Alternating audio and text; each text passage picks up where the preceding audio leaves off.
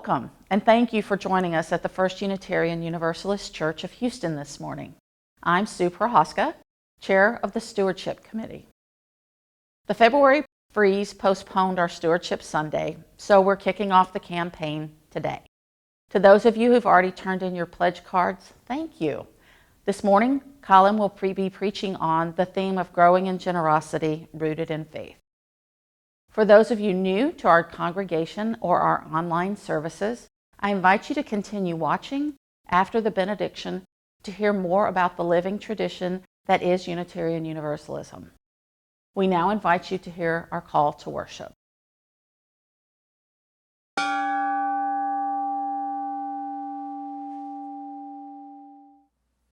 To worship means to consider that which has worth.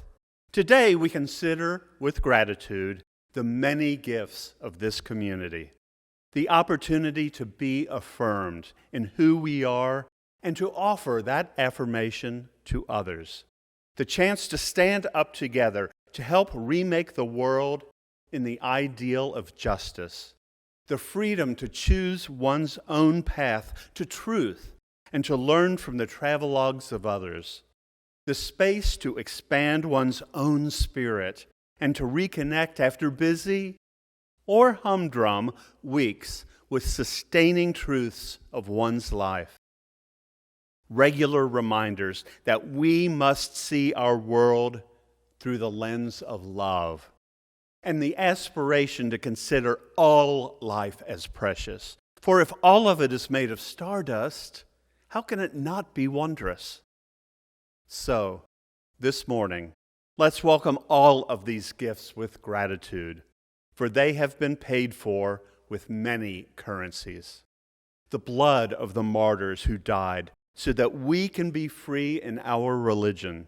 The sweat of those who persisted in justice's name against hostility and adversity.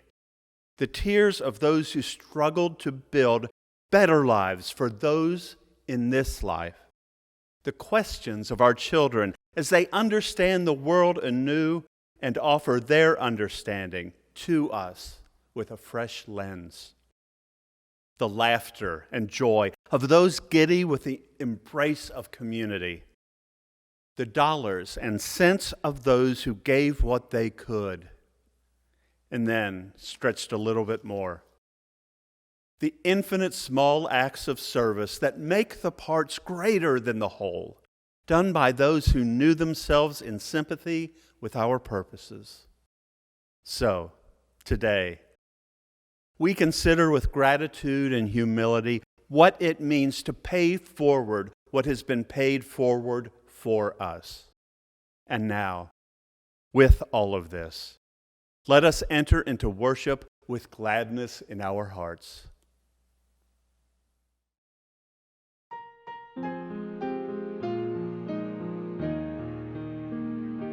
Celebremos compartiendo nuestras vidas, encendiendo esta luz.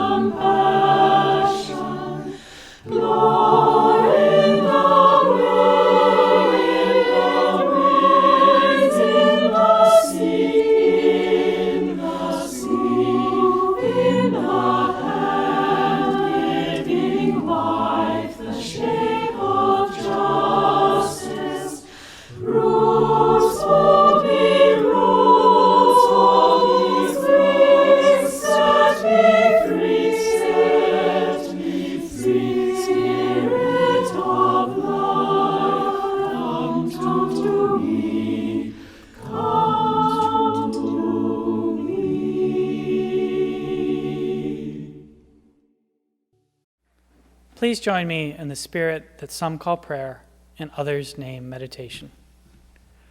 Open yourselves to the wonders and mysteries of the world. Open yourself to compassion and empathy. Take one breath. Take another. Center yourself. The week's awful white supremacist violence and the murders of 8 people due to anti-Asian hatred cannot go unmentioned in this week's prayer. But rather than give ourselves over to despair or bemoan the injustices of the world, I invite you to do the opposite and lift up all that is good, the blue, blue of bluebells.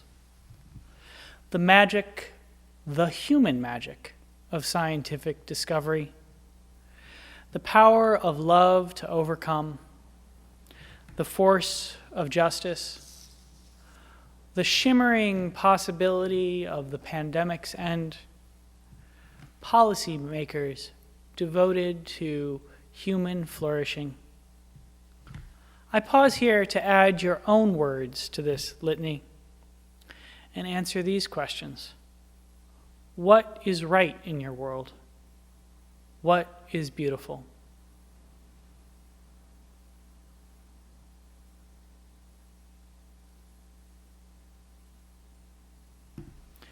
The world always contains the possibility, the spark of love. This I preach. This I know. And this I invite you, I remind you to take time to find. Despite all the ills, may you find more beauty, more love in this world of ours. And in that spirit, I invite the congregation, absent in body, but present in spirit, to say Amen. We pause now to lift up that which sits heavy and light on our hearts. I invite you now to say the name or bring to mind those you wish to be held in the loving embrace of our religious community.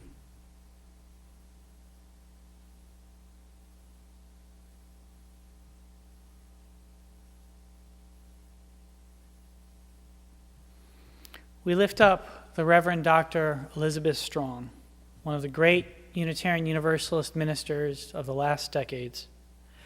A path-breaking figure in religious education and a dedicated Universalist Christian, she long taught, I believe that God is love. Jesus is a teacher and friend. People are inherently good. There is truth I know, and more I will know. Service is required of me to live my faith, and in the end, all will be well. Beloved by thousands, she suffered a terminal stroke this past week and is not anticipated to live longer than the weekend. We send her love and blessings on her final journey and confidence that her truth, all will be well and all will be well, will be true for her. In this great cloud of witness and memory, we hear the names you have said and hold them in our hearts. We pause in awe and wonder of the mystery that is life. In the spirit of love, in the spirit of hope, and in the spirit of compassion, I invite you into a time of silent meditation, reflection, or prayer. In silence, we go deeper than words will ever take us.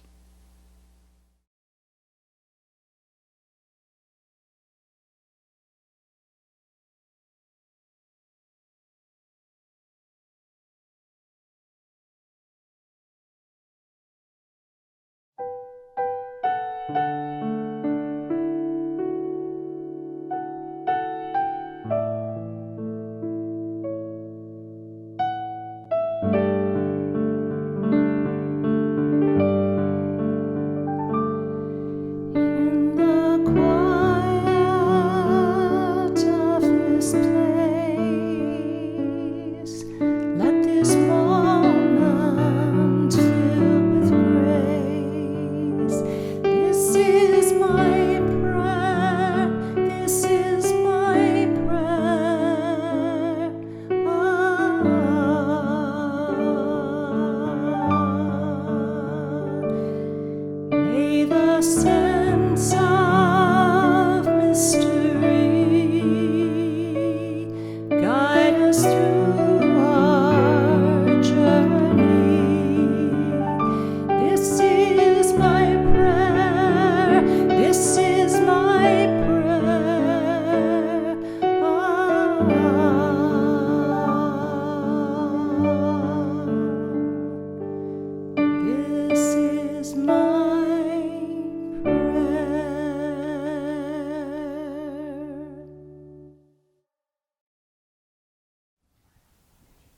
This morning, our offering will be shared with the Thoreau Dream Scholarship Fund.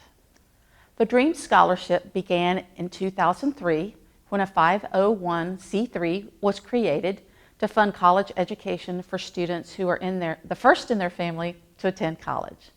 Since then, 54 students, many of whom hadn't dared to even dream of college, have been able to pursue a higher education. This is an example of a thank you that was recently received. Thank you and the organization once again for all that's been provided to me. I will always be thankful and will remember that because of individuals like you, I was able to start off my journey on the right path. The scholarship has really helped, and my appreciation is infinite. Our regular Sunday morning offering collection invites us to weave a tapestry of love and action. There are currently 10 students who need your ongoing help to be able to continue their education. So we ask you to give generously. An offering will now be gratefully received.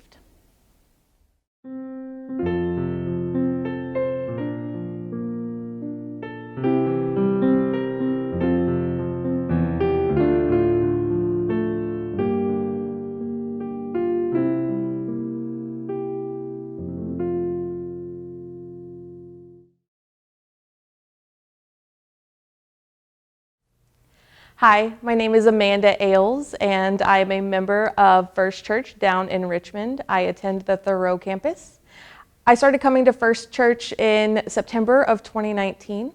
After I lost my husband, I was looking for a family. I was looking for a place to belong, and I really lucked out in finding a great community who embraced me with welcome and open and loving arms down in Richmond, Texas.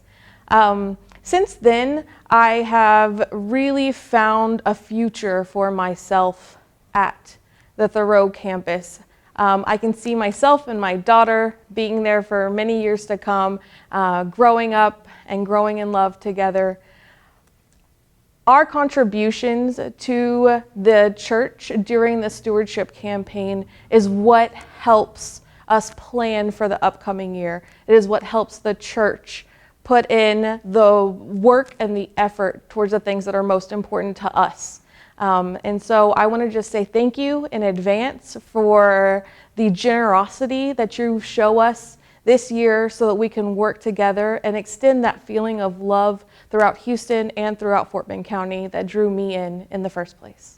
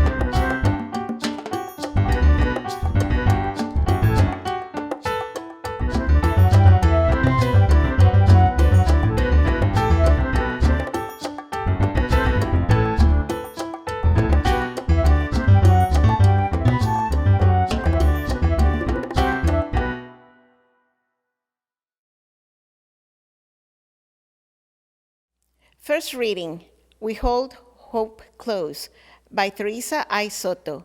In this community, we hold hope close. We don't always know what comes next, but that cannot dissuade us. We don't always know what to do, but that will not mean that we are lost in the wilderness. We rely on the certainty beneath the foundation of our values and ethics. We are the people who return to love like a North Star, and to the truth that we are greater together than we are alone. Our hope does not live in some glimmer of an indistinct future. Rather, we know the way to the world of which we dream, And by covenant and the movement forward of one right action and the next, we know that one day we will arrive at home. Our second reading today is from Commitment by Dorothy Day. People say, what is the sense of our one small effort? They cannot see that we must lay one brick at a time, take one step at a time. A pebble cast into a pond causes ripples that spread in all directions. Each one of our thoughts, words, and deeds is like that. No one has a right to sit down and feel hopeless. There's too much work to do.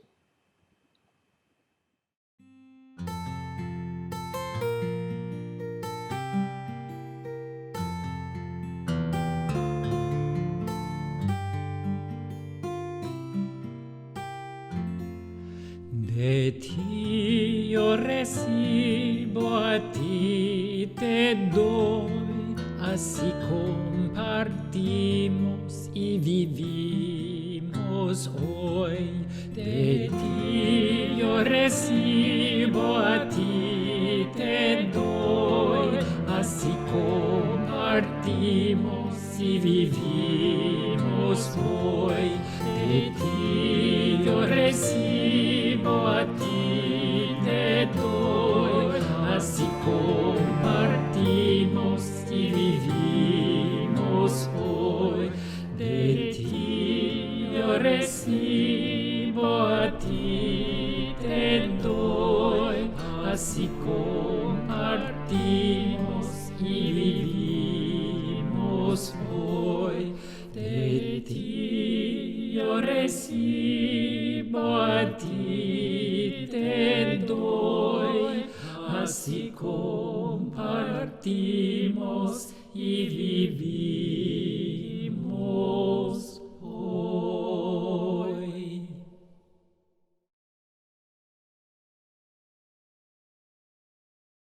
Today marks the start of our annual stewardship drive. It also marks the one-year anniversary of when we took our services and our programs, really the totality of our life together, online.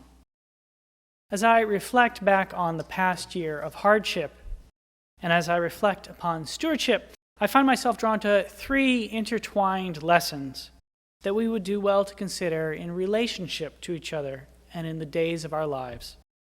First, so much of suffering is social. Second, the salvation we seek is likewise social.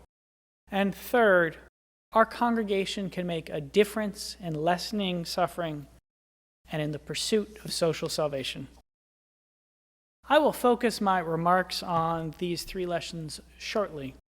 But before I do, I want to pause and acknowledge something I have admitted in the past. I have no real idea who makes up our online congregation. The viewership data we have about the people who watch our online services is rather sketchy. What I know is that many more people have viewed our online programs than would have ever set foot in one of our sanctuaries during the course of a normal year. Our main Facebook page now has more than 7,000 followers, and somewhere in the range of 6,000 households have engaged with us on YouTube since the start of the pandemic.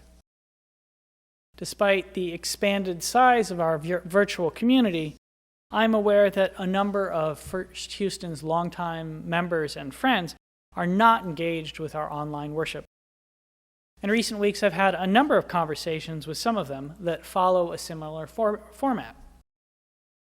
We encounter each other at some kind of outdoor social justice or social service event. Maybe they're working at the big Inspiration Garden to replant and reseed in the wake of the recent Arctic storm. Perhaps they're swinging a hammer or climbing a ladder and repairing one of the homes owned by the Yates Museum. Whatever the case, our dialogue takes a predictable turn. We begin by talking about the activity that they are engaged in. They tell me that the project is something that reflects their Unitarian Universalist values. They're glad that the congregation is committed to it. We talk a bit about how they're doing, the long loneliness of the pandemic, the horrors and the traumas of the year, missing friends and family, and longing for a return of something resembling the before times, with regular Sunday morning gatherings, excursions to the theater, economic certainty, and, well, so much more. They ask how I'm doing and how First Houston is doing. I talk about the pandemic haze, the way in which each day seems to blend into another, and how the circle of my life has shrunk to a handful of people, and the ways in which my son has been handling the pandemic. And I mention you, the people who view these services, and what I know about you and what I do not. Tell them that 17 of you have joined our congregation since September, that you seek the same things from our religious community that they seek, a space for free thought, a tradition that, in Teresa Soto's words, is comprised of people who return to love like a North Star, and to the truth that we are greater together than we are alone. Religious education for your children, companions on life's journey with whom you can connect during these times of disconnection. Radical acceptance for you no matter who you love, words of inspiration and comfort, the power that arrives through working together for justice, or anything from the long litany of that which comprises who we are as Unitarian Universalists. They respond with a sheepish admission. They tell me they've not been watching the online services regularly. When the pandemic hit, they viewed our worship on a weekly basis, but little by little, as it wore on, they got out of the habit. Committed Sunday morning viewing shifted to Sunday afternoon, and then it became postponed to a bit later in the week, and soon slipped to every other week, and not that often, and now when was the last time they heard a sermon? They're still devoted to First Houston. They participate in social justice activities. They make regular donations to sustain the community, and they cannot wait to get back into our sanctuary in Richmond or in the museum district and celebrate life and love and all that we lift up. Right now, it's just not the same. This leaves me, the preacher, in a somewhat strange situation. I do not really know who I'm preaching to, and this presents something of a challenge. Almost every Unitarian Universalist text on the art of the sermon that I have ever read contains a statement like Scott Alexander's, that preaching is a conversation between the people who fill the pews and the preacher. Experienced parish ministers like Jane Ziepka and Kenneth Sawyer advise, when preparing a sermon, imagine the listener's environment and locate your writing. I wonder exactly how to do that. I ask myself, who should I be imagining is hearing my words? Who is not hearing them? Who am I in conversation with? I suggest to you that my experience is typical of many people throughout this pandemic. My engagement with this congregation and the wider world has been reduced in many ways to acts of imagination. In the before times I might have interacted with, had a casual minute or four conversation with 200 folks affiliated with First Houston during the course of the week. In these times, I'm lucky if I interact with 30 of them. The group of 200s tended to vary a great amount from week to week. There were longtime members and first-time visitors, colleagues who dropped by while they visited family who live in the area, people who wandered in from the neighborhood, and others who drove in from far away. The set of 30 is far more stable, consists of board members and the staff, the people who are part of my regular discussion group, Text for Troubled Times, whoever needs pastoral care that week, the occasional new member or inquirer about First Houston, and a few individuals from our partner social justice organizations. My experience is one of fragmentation and imagination. The religious community has fragmented into small clusters. This group of friends walks together regularly. That group labors in one of the gardens. This other group assembles online weekly for meditation. Fourth group works on the Yates Museum. And yet another group comes together to mentor youth in our religious education program. Each group has their own sense of where our congregation is at, how it has fared through the pandemic, and where it is headed. Each now only imagines the whole. The totality of our congregational life, whether at our museum district or Richmond campus, becomes an extrapolation, almost a dream, a story, rather than the old embodied truth of people gathering together in pews and sharing the days of our lives. The story is different for each of us, or perhaps each group of us, and it will continue to be different until such a time as we can gather on our campuses and truly worship together. When we do, we will continue to offer online worship, albeit in a slightly different form, for those of you who have found us in these days and who live far away or prefer to watch videos of the sermons. But for now, I want to ask those of you who were members and friends before we transitioned to online worship to do one thing. At the end of this service, pick up the phone and call or text someone you know from First Houston who does not regularly participate in virtual congregational life. Invite them, maybe even cajole them a little, to watch this week's sermon on stewardship. The end of the pandemic is within the imaginable future.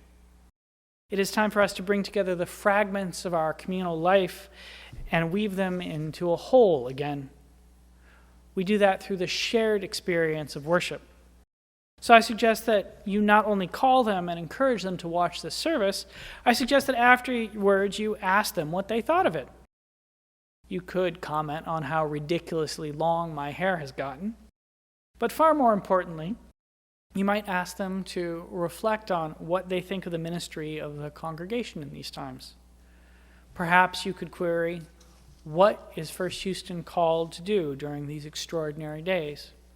Or maybe, what aspect of our ministry will be most important in the coming months? Together, you might share a little bit of your own stories of congregational life. A congregation is, after all, partially a shared narrative, a common identity. And by speaking with someone who has become a bit disconnected from the life of worship, you might begin to bring the fragments of our community back together again. The community will be coming back together again. This is the place in the improbable arc of the pandemic we have found ourselves. The scientific miracle of vaccination suggests that soon, not tomorrow, but in a few months, we will have Sunday services on both campuses again. Oh, how I long for those days. To see your faces, to know who I am in conversation with. But for now, I want to invite you to begin to imagine not just your experience of our life together, as it is now in its fragmented form, but as it will be. What might we accomplish? What dreams might we pull from the ethereal realms of our minds and the loving realms of our hearts and build into enfleshed reality? This brings me to the theme of this year's stewardship campaign, growing in generosity rooted in faith, and the three intertwined lessons from these past 12 months. Those lessons again: 1, so much suffering is social. 2, the salvation we seek is likewise social. And 3, our congregation can make a difference in lessening suffering and in the pursuit of social salvation. The French have a saying, which I will not attempt to render on my rusty tongue, called the spirit of the stairs. It evokes the thing that you wish you had said after a conversation has ended. The idea that comes to you as you leave your friend's apartment and walk down the stairs. It occurred to me after that we got the theme of our stewardship campaign backwards.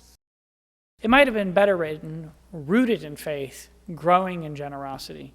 It is our faith in the power of our communion and community, I suspect, which comes before generosity. And this year, in these extraordinary times, we are asking you to have faith in the proposition articulated by the Unitarian Universalist minister Victoria Safford, Ours is a saving church, and by that I mean lives are saved within it.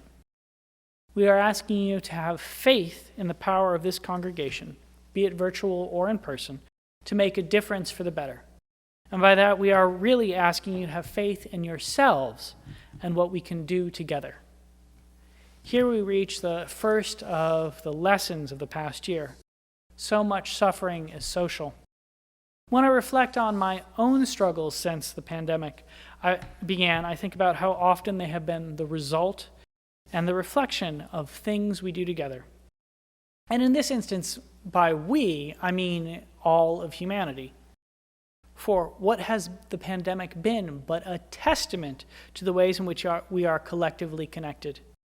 It traveled quickly across the globe, and then across the country, and then spread throughout communities precisely because of that well-worn truth spoken by Martin Luther King Jr. We are caught in this inescapable network of mutuality, tied in a single garment of destiny.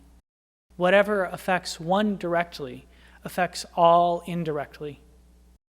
It should be impossible to deny now that, as Frances Ellen Watkins Harper said, we are all bound up together.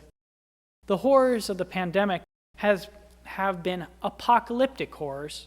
They have revealed the structures that shape suffering. The poor have suffered and continue to suffer more than the rich because of the choices that we as a human species have collectively made. I've spoken on this subject so much in the past months that I will be silent on it now, and rather than remind you of another instance of the ways in which the horrors of the past year are the consequences of what we do to each other through the intentionally created systems of white supremacy, economic, ecological, and gender exploitation, I will pass on to the happier subject of social salvation. If so much of our suffering is social, so much of what saves us is social as well. That is one of the core messages of our faith, one of the things that we are called to be rooted in right now. It is only through collective effort that we can shift the horrors of the hour. The pandemic is only being overcome after far too many deaths and far too much illness through the heroic work of literally millions of people cooperating together. Scientists have collaborated to develop vaccines in unprecedented time. Manufacturers have mobilized to produce them on a scale never imagined before. Truck drivers, airplane pilots, warehouse workers, dockers, train engineers, and couriers of all kinds are taking the precious life-saving cargo and ensuring that it is distributed to every corner of the country. Healthcare workers and untold numbers of volunteers are making sure that vaccines are distributed into more than 2 million arms a day. I could mention here all of the evil, all of the suffering that remains to be overcome, the disparities between wealthy countries and the rest of the world when it comes to vaccine distribution, the way in which vaccines have been unjustly distributed along racial and economic lines, all the work that remains to be done. But that would miss my own point.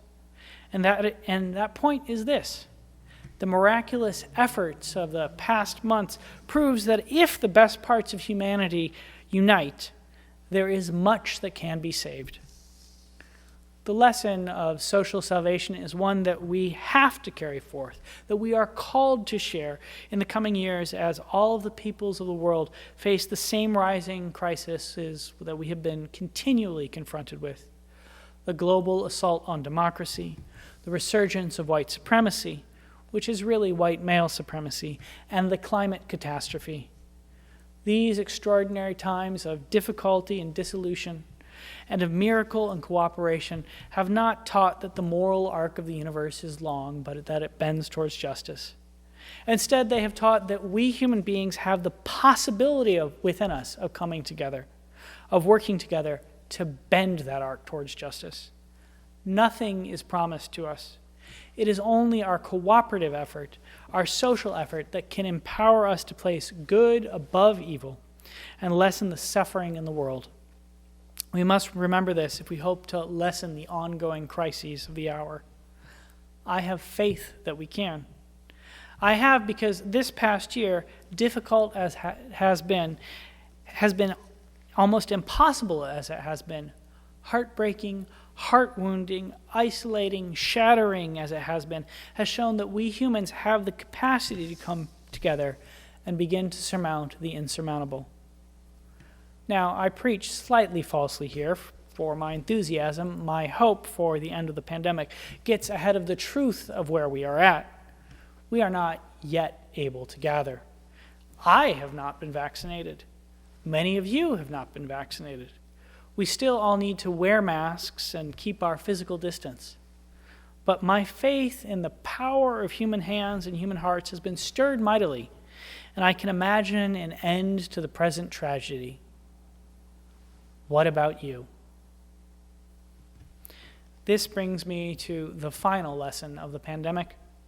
Our congregation can make a difference in lessening suffering and in the pursuit of social salvation.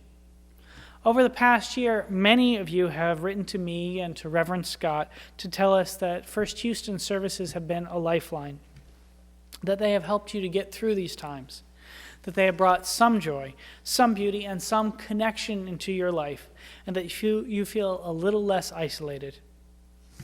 Others have celebrated the justice work we have done, working with the Metropolitan Organization to get millions of dollars of rental relief to those threatened with eviction, making tens of thousands of contacts with voters in the lead up to the election, distributing 14,000 liters of water to hundreds of households after the Arctic storm, empowering Black-run community gardens and a Black-owned small family farm to continue to provide food to a food desert. There is a longer litany here, but that is not the point. The point is our collective effort has made a difference in the lives of so many. Cornel West likes to say, justice is what love looks like in public. In the past year, and indeed throughout the history of both our campuses, we have provided a testament that we are a community that holds on to love like a North Star. And here I invite you again to reach out to someone who you know is disconnected or you have not connected with recently and do something to lessen their suffering. Give them a call. Remind them that they are not alone. Remind them that they need not struggle alone. Make a difference in their life and in yours by letting them know that they are important to you. We are a community committed to loving each other and loving the pain out of the world. We each can do our part to make it a little bit less biting. And if you feel like you don't have someone to call the church office and let us know, and we'll make sure that one of the ministers calls you. We Unitarian Universalists do not focus on the world to come. We focus on bringing more joy, more love, more beauty into this one. Our congregation exists to do just that. In this moment, we are called to have the faith that we can collectively bring greater joy, greater love, greater beauty, and greater justice onto this planet that we inhabit. This brings me to the sermon's crescendo. These are extraordinary times. We have been called as a community to do an extraordinary thing. Be a congregation that saves lives, not in the next world, but in this one. I want to invite you this year to deepen your faith and grow in your generosity. Many people right now are struggling financially. And so if you have the capacity to do so, I encourage you to make a pandemic pledge. If you've been blessed to work throughout the year and have received a stimulus check, think about adding part of your stimulus check to your pledge. If you have saved money because you have not been able to take a vacation, think of giving parts of what you have spent on your travels. If the stock market has been good to you, think about giving something extra from your market earnings. We've set a goal this year of $650,000. It's higher than last year's goal, and if you can help us to reach it, you can empower First Houston to do something special, grow in our capacity to bring more justice, which is to say more love into the world. Remember the start of my sermon when I spoke with you about the thousands of people our message has reached in the last year? Your faith in this community and your generosity can help us to reach them. And if you are one of those thousands of people and have not pledged or made a contribution to First Houston, I would like to invite you to do so now. We can build a more beautiful world. We can build it together. What we do, the faith we have, the generosity we share matters greatly. In these times, and for the end of the sermon, I can think of no better words to finish on than those from Dorothy Day, which we heard earlier. People say, "What is the sense of our small effort?" They cannot see that we lay one brick at a time, take one step at a time. A pebble cast into a pond causes a ripple that spreads in all directions. Each one of our thoughts, words, and deeds is like that. No one has a right to sit down and feel hopeless. There is too much work to do. Hearing those words, I invite the congregation, absent in body but present in spirit, to root yourselves in the faith that together we can, together we do, make a difference. And in doing so, I invite you to grow in your generosity. Amen, and blessed be.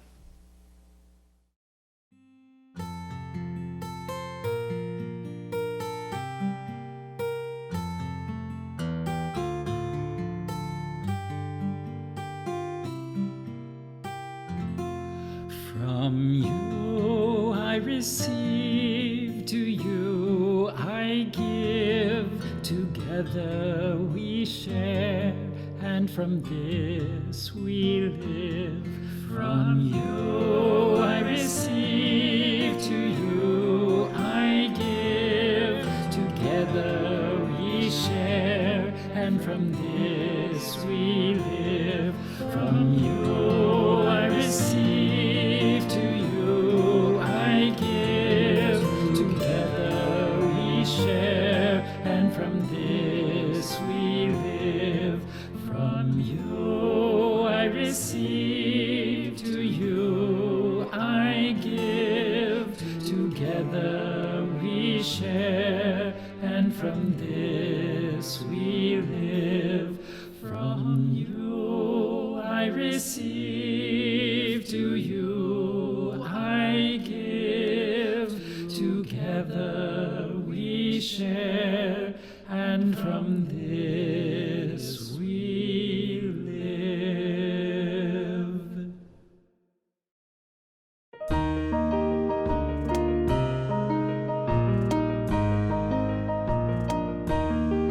From the light of days remembered burns a beacon bright and clear, guiding hands and hearts and spirits into faith set free from fear. When the fire of commitment sets our mind and soul ablaze, when our hunger and our passion meet to call us on our way, when we live with deep assurance of the flame that burns within, then our promise finds fulfillment and our future can begin.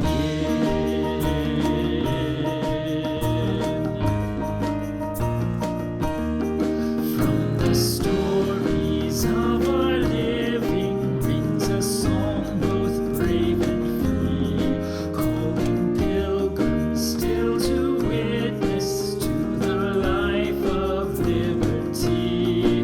When the fire of commitment sets our mind and soul ablaze, when our hunger and our passion meet to call us on our way, when we live with deep assurance of the flame that burns within, then our promise finds fulfillment and our future can begin.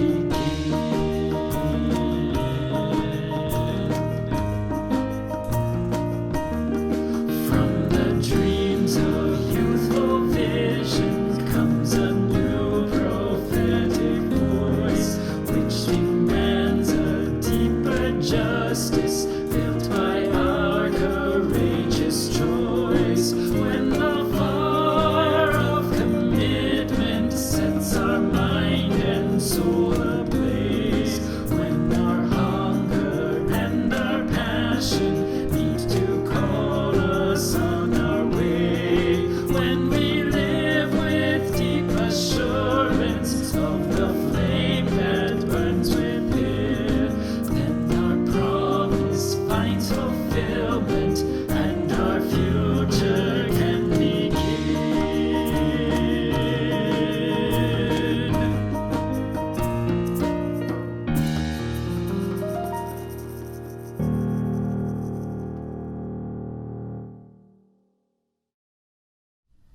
We extinguish this flame, but not the light of truth, the warmth of community, or the fire of commitment. These we carry in our hearts until we are together again. Our closing hymn speaks of the fire of commitment and tells us that when our promise finds fulfillment, our future can begin. Let us end this service ever more committed to our faith, inspired in our generosity, and knowing that the longed-for future, the end of the pandemic, is on the horizon. Now is the time to bring more justice, which is to say, more love into the world. Knowing this, let us go in peace, let us go in love, and let us go surrounded by beauty. Amen, and blessed be. Please join me in thanking Alma Vizcarra, our Membership and Communications Coordinator, and Carol Burris, our Director of Religious Community, for participating in today's service. Mark Vogel, our Music Director, conducted the Sanctuary Choir, and he was joined by James Westphalt performing an original composition. For those of you who may be new to this congregation or the online services, let us say a few words about Unitarian Universalism. Unitarian Universalism is a faith where you can bring your whole self, your full identity, your questioning mind, and your expansive heart. As Unitarian Universalists, we join together on a journey that honors everywhere we've been before. Together, we create a force more powerful than one person or one belief system. Our beliefs are diverse and inclusive. Rather than a creed, we share a covenant based on 7 principles.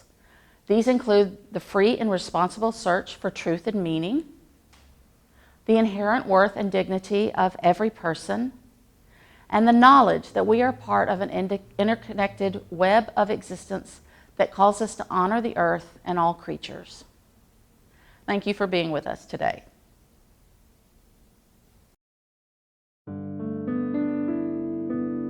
Our church continues to meet online while a pandemic keeps us physically apart. There are groups meeting both weekly and monthly to keep you connected and engaged with our community.